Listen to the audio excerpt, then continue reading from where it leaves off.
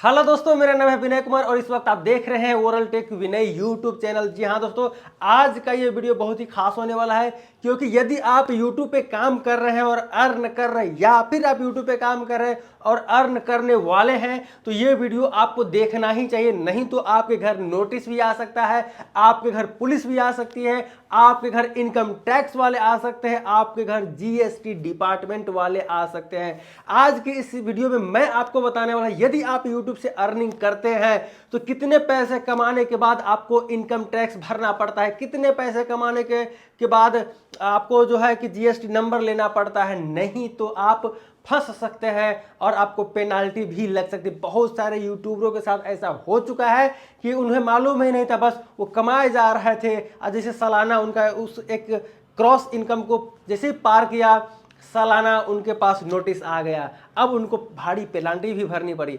तो आप यूट्यूब पे यदि काम कर रहे हैं तो आपको ये वीडियो देखना ही चाहिए 100%, क्योंकि आज आप कमा रहे हैं तो ठीक है, नहीं कमा रहे तो आगे तो कमाएंगे ही।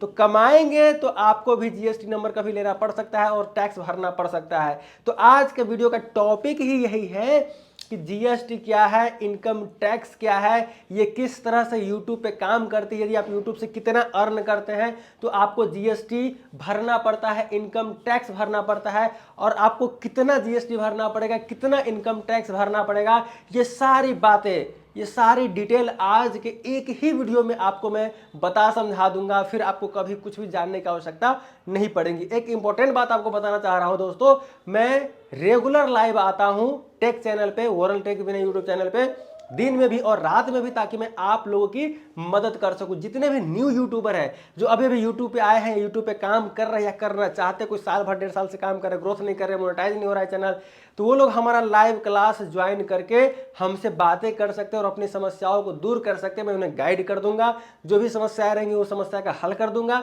और आप लाइफ में आगे बढ़ते रहिए। तो चैनल को सब्सक्राइब करके रख लीजिए दोस्तों, कहीं बाद में ऐसा ना हो कि आप मुझे ढूंढते रहे और मैं आपको मिलूंगा ही नहीं। तो सब्सक्राइब कर लीजिए, मैं बहुत हेल्प करता हूं नए नए और जो यूट्यूब पे ग्रोथ करना चाहते हैं उन सब की। तो सबसे पहले हम चर्चा करते हैं जीएसटी। सबसे पहले दोस्तों ये जीएसटी है क्या? तो जीएसटी एकदम शॉर्टकट में फटाफट में बताता हूँ, ज़्यादा मैं लंबा नहीं करूँगा। GST is a tax on goods and services sold domestically for consumption. The tax is included in the final price and paid by consumers at point of sale and passed by the government by the seller. माने कि government एक amount decide कर देती है कि इतना % आपको पे करना है। तो जब आप प्रोडक्ट कोई भी चीज़ें खरीदते थे तो गवर्नमेंट जैसे कि मान लीजिए 18% जीएसटी लागू किए हैं। तो जो भी सामान का प्राइस होता है, मान लीजिए 100 रुपया सामान का प्राइस है तो 18% जीएसटी लगने के बाद हो गया 118 रुपया। तो ऑलरेडी जीएसटी इंक्लूड रहता है। आप जो प्रोडक्ट खरीदने जाते हैं, कंज्यूमर मतलब उपभोक्ता जो प्रोडक्ट खरीदने जाता है उसमें ऑलरेडी जीएसटी इंक्लूडेड रहता है। तो दुकान वाले जीएसटी के साथ ही आपको प्राइस बताते हैं कि इसका इतना प्राइस है, जो गवर्नमेंट ऑलरेडी उस प्रोडक्ट पे वो प्राइस लगा करके रखते हैं जीएसटी। तो आप जो खरीदते हैं गवर्नमेंट के द्वारा जो लगाया गया रहता है एक्स्ट्रा चार्ज जीएसटी, तो वही होता है कुल मिला के जीएसटी, यानी कि इसका फुल फॉर्म होता है गुड्स एंड सर्विस टैक्स। जो आप सामान खरीदते हैं उस पर आपको टैक्स पे करना पड़ता है, तो वही होता है जीएसटी। चलिए अब आते हैं इनकम टैक्स। सबसे पहले आप समझिए आईटीआर का फुल फॉर्म होता है इनकम टैक्स रिटर्न, यानी कि आप जब टैक्स वैक्स पे करते हैं तो एक समय के बाद आप आईटीआर फाइल भी कर सकते हैं सीए की मदद से, तो आपके पैसे आपके पास वापस आ जाता है। तो ये आईटीआर क्या है पहले समझते हैं। It is a prescribed from through which the particle is of income earned by a person in a financial year and taxes paid as soon income are communicated to the income tax department।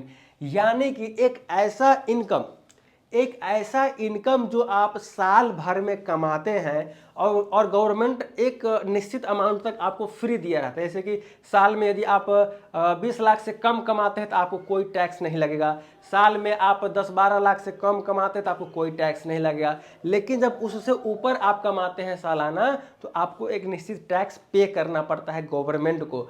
तो वही होता है tax, income tax होता है जो आपको पे करना पड़ता है। और फिर बाद में सीए की मदद से आप आईटीआर फाइल करते हैं, इनकम टैक्स रिटर्न आप फाइल करते हैं, ताकि आपको कुछ पैसे जो है आपके बैंक अकाउंट में वापस आ जाए। तो वो होता है ITR, इनकम टैक्स रिटर्न। और आप जो सालाना कमाते हैं गवर्नमेंट के रूल्स के हिसाब से, उसको जब क्रॉस करते हो तो आपको टैक्स पे करना पड़ता है, वो होता है इनकम टैक्स, कि आपने कितना कमाया सालाना उसका। अब इसको भी समझने के लिए जीएसटी को भी समझने की आवश्यकता है। जीएसटी के अंदर की बात समझिए और इनकम टैक्स के अंदर के बात समझिए कि आपके यूट्यूब पे किस तरह से जीएसटी काम करता है और ये इनकम टैक्स आपके यूट्यूब पे किस तरह से काम करता है। तो आज की वीडियो में हम आपको वही समझाने की बात कर रहे हैं। सबसे पहले हम कर लेते हैं जीएसटी के बाद, यानी कि जो भी आप पैसे कमाते हैं, आपके पास डॉलर में पैसा आता है और वो फिर कन्वर्ट होके हो जाता है INR, यानी कि आपके इंडियन रुपीज में। तो जैसे पैसे कमाने के यूट्यूब पे कई तरीके हैं। मान लीजिए यूट्यूब से जो आप कमाते हैं, आपको डॉलर में पैसे आते हैं, ऐड वैड, स्पॉन्सरशिप वगैरह, और भी मतलब कि कुछ बहुत तरीके तो बहुत सारे कमाने के हैं। किसी को आप ऐसे ऑफिशियल या फिर किसी को आप ऑफलाइन भी आप प्रमोशन करके उनसे हाथों हाथ भी पैसे ले सकते हैं। बैंक के ट्रांजैक्शन के द्वारा भी पैसे ले सकते हैं, जैसे कि आप विदेशों से कहीं भी किसी का स्पॉन्सरशिप करते हैं तो आपके बैंक में भी पैसे भेजते हैं। इंडिया में भी आप किसी ब्रांड से कोलैब करते हैं, आपके बैंक में ही वो अकाउंट में पैसे भेजता है कि उसके पास डिटेल रहे कि मैंने पैसे इसको पे किए हैं। और कुछ चीज़ें होता है किसी को आप ऑफलाइन, यानी कि आपस में बातें कर लिए, प्रमोशन कर दिए और ऑफलाइन पैसे ले लिए। तो ऑफलाइन पैसे बहुत सारे लोग हपचा भी लेते हैं। तो ये सारी चीज़ आपको समझना ज़रूरी है। चलिए, आप जैसे कि हम जानते हैं जीएसटी की, हम पहले जीएसटी पे चर्चा करते हैं कि कुछ पैसे बाहर से आते हैं और कुछ पैसे अपने देश से आते हैं। वो हमने अभी ही आपको बताया, स्पॉन्सरशिप में ही मान लीजिए कुछ पैसे आपको देश में ही ब्रांड मिल गया और कुछ पैसे चाइना, अमेरिका, नेपाल, कहीं कहीं से बाहर से आपको करना पड़ा। तो बाहर देश में जीएसटी तो नहीं है, इंडिया में ही जीएसटी है। तो इंडिया में जो भी स्पॉन्सरशिप आपसे करेंगे तो आप उन पे चार्ज लगा सकते हैं, क्योंकि आप ये बोलोगे कि भाई मेरे अकाउंट में तुम्हारा जो पैसा आएगा उस पर गवर्नमेंट 18% जीएसटी चार्ज काटेगी। तो अगर 1 लाख प्राइज है, 1 लाख प्राइज है स्पॉन्सरशिप का, तो आप उनको बोलोगे 1,18,000, यानी कि 18% जीएसटी लगाकर अपने देश में। लेकिन जो बाहर से स्पॉन्सरशिप अपने देश से बाहर आता है तो उनको आप जीएसटी के बारे में कैसे बता सकते हो, क्योंकि उनको जीएसटी से क्या मतलब है। वो तो एक प्राइस आपको दे रहे हैं, वो प्राइस में आप स्पॉन्सरशिप करो। तो वैसी स्थिति में आपको गवर्नमेंट को जीएसटी नहीं देना पड़ता है। उसके भी कुछ रूल्स है, आपको LUT कुछ फॉर्म लगाने पड़ते हैं, उसके माध्यम से आपको बच जाते हैं कि वहाँ पर आपको जीएसटी पे नहीं करना पड़ता है। लेकिन टैक्स तो पे करना पड़ेगा, क्योंकि आपके बैंक अकाउंट में आ रहा है, वहाँ पर सारी चीज़ें शो करेगा कि आप कितना ज़्यादा अमाउंट कमा रहे हैं, तो आपको टैक्स पे करना पड़ेगा। अब चलिए, अब हम चर्चा करते हैं। एक एग्जांपल आपको बताता हूँ। मान लीजिए आप 20 साल पर ईयर कमाते हैं, एक साल में आपकी इनकम है 20 लाख या उससे ऊपर, तो आपको जीएसटी नंबर लेना ही पड़ेगा, नहीं तो आप फंस जाएंगे। यदि एक साल में आप 20 लाख से ऊपर कमाते हैं तो आपको जीएसटी नंबर लेना ही चाहिए। और जीएसटी नंबर लेने के बाद आप बाकी चीज़ों को फाइल वगैरह भी कर सकते हैं। बाद में जब आप जीएसटी नंबर लेते हैं तो आप बहुत सारी चीज़ें खरीदते हैं आपके आवश्यकता अनुसार। जैसे कि मान लीजिए मैं यूट्यूब से रिलेटेड काम करता हूँ, मुझे कैमरा की ज़रूरत है, माइक की ज़रूरत है, स्टैंड की ज़रूरत है, ये सब चीज़ें जो मैं खरीदूंगा दुकान पर जा करके, तो वहाँ पर दुकान वाले तो हमसे भी जीएसटी पैसा लेंगे 18%, जो गवर्नमेंट का रूल्स है। तो वहाँ पर क्या है कि मैं बिल लूँगा, उसमें जीएसटी नंबर होगा।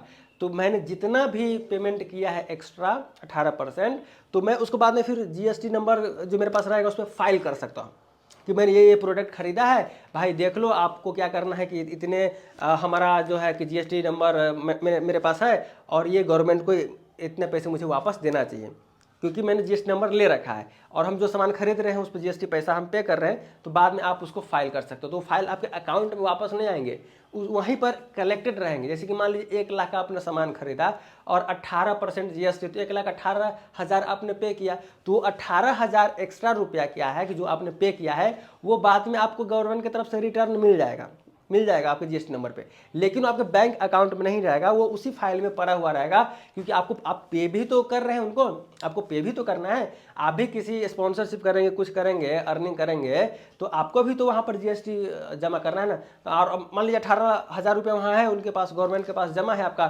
फिर आप 1 लाख का मान लीजिए स्पॉन्सरशिप किए, 1 लाख रुपया का, तो वहाँ पर आपने 18% जीएसटी उस स्पॉन्सरशिप वाले से भी लिया, तो 1,18,000 रुपया हुआ। तो वहाँ पर जो 18% आप गवर्नमेंट को भी पे करके, आपने एक्स्ट्रा कमाया है तो आपको गवर्नमेंट को पे करना पड़ेगा।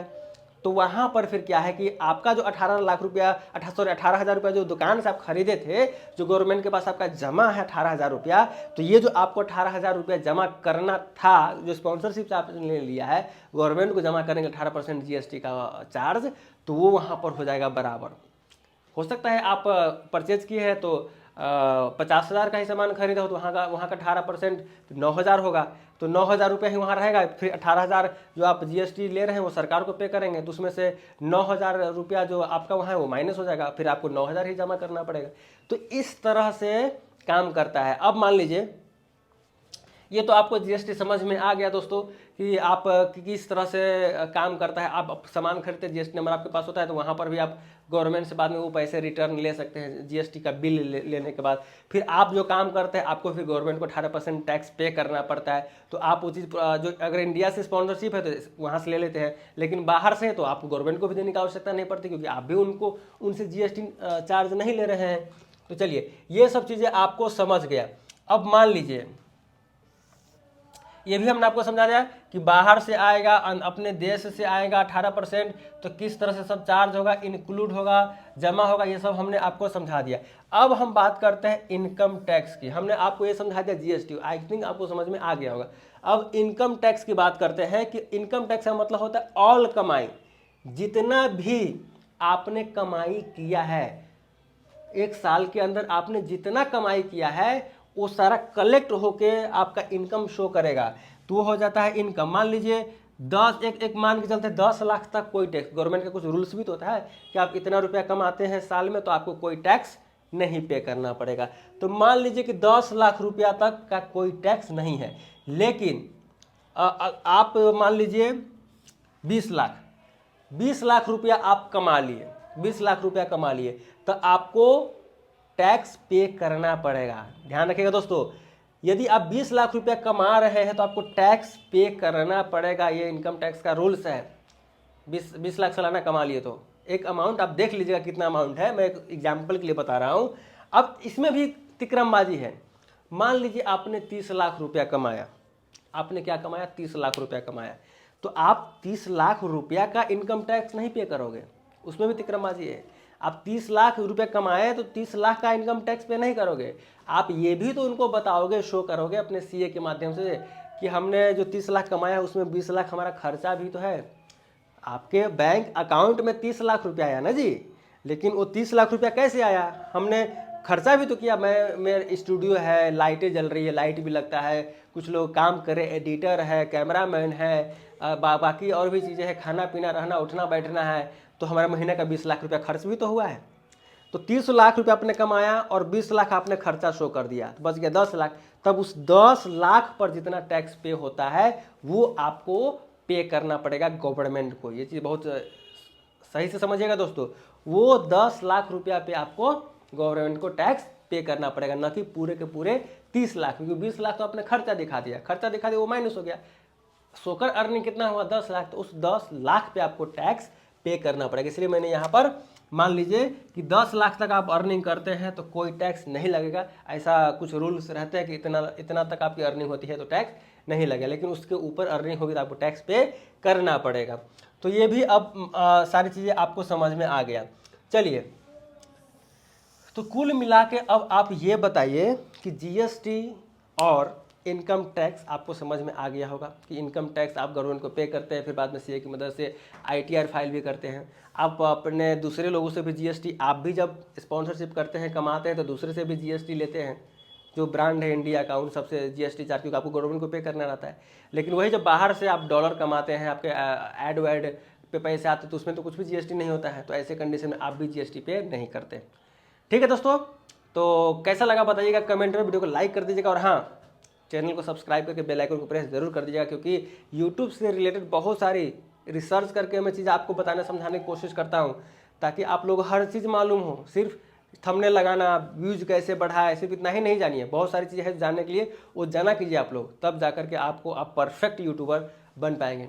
और मैं पहले ही बता दिया था कि मैं लाइव आता हूँ दिन में भी रात में भी, तो सब्सक्राइब करके रखिए और लाइव ज्वाइन करके बातें कीजिए, समस्या का समाधान पाइए। ठीक है दोस्तों, फिर मिलते हैं अगले वीडियो में, तब तक बाय बाय, टेक केयर, अपना ध्यान रखिए, खुश रहिए, मस्त रहिए, एंजॉय कीजिए।